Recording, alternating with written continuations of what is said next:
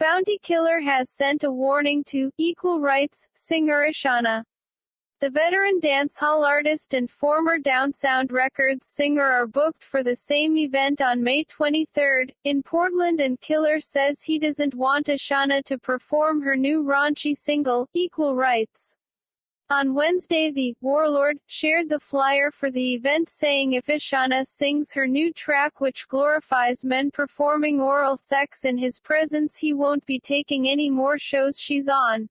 BFF Bikini Flossing in Food Bikini Beach, Portland, May 23. Labor Day. Killer wrote, "At Miss Legendary Saya sing that song there at this show, else me a go rush har na kitten or catfish can na bloodcloth bother come because that Saya sing, else she cannot be on no more shows with me either, me na sing fi bocat or bowfish," he added. Since the release of the single, Ishawna has been getting a lot of support from females fans. However, many dancehall entertainers and disc jocks have lashed out at the track. After more than a week of being introduced to local airwaves, Ishawna's Equal Rights song is still a hot topic. Since its release on April 25, the song has dominated discussions within the dancehall space, with everyone from selectors to fellow artists to columnists and the ordinary man weighing in on the song and the controversy it has sparked. Ishawna has been trending across all the major social media platforms over the past few days, and it seems like an end to the firestorm she has caused is nowhere in sight. Sociocultural analyst and lecturer at the University of the West Indies, Mona, Dr. Donna Hope says that the discussion surrounding the song has taken on a life of its own because of the way the ideas surrounding the topic of oral sex were presented. I think because of the way she positioned the discussion in her song in terms of men giving and not them receiving, that has ruffled a lot of feathers. There is a certain amount of taboo when a woman who looks like Ishawna, she's a very beautiful girl, comes out and demands that she be given that type of sexual pleasure from a man. So the song presents a shift in the power dynamics, she explained. The discussion has a lot to do with the kind of language that she used. She is demanding and insisting that as a woman, she deserves to get this, and a man should be willing to ensure that she is taken care of. Remember that the way oral sex is delivered, the man would have to be kneeling. Challenge to male identity. The male identity is very strong, and so the idea of bowing has taken away from their power dynamic and who is in charge in the bedroom. Hope pointed out that although the ideas presented by Ishawna in her song are not new, she explains that part of the discussion surrounds the artiste herself and her physical appearance.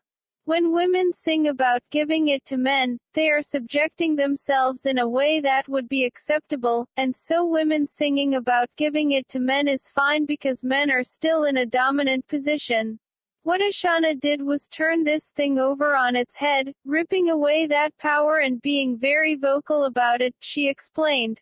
A lot of people have been trying to grapple with the idea that a woman who looks like her, pretty and sexy, would be demanding the sexual pleasure that she really should be giving. She should be the object of sexual pleasure. Remember that this discussion is not really about oral sex, Inu. It's about masculinity and gender identity. Men have always been the dominant persons in these types of sexual discussions. A man's sexuality is also connected to sex, how he engages in sex, what kind of sex he engages in, etc. So we are okay with men receiving, but we are not okay with men giving. Contrasts in time. Media personality, columnist, and sexologist Shelley Ann Weeks agrees.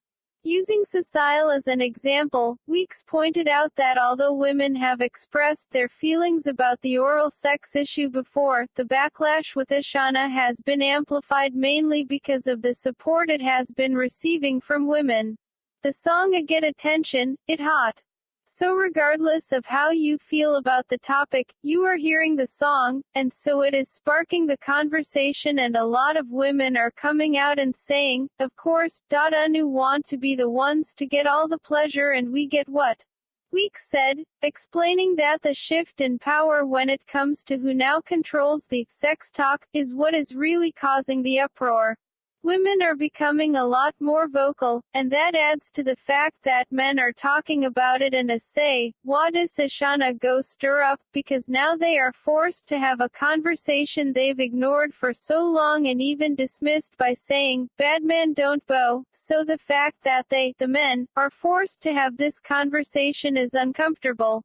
When it comes to sexuality, a lot of people don't talk about their desires and what they want. Men assume that once they bring their penis, women will be satisfied because that is all they want, when the fact is, a lot of women have been going with the flow but are not satisfied with their sex lives.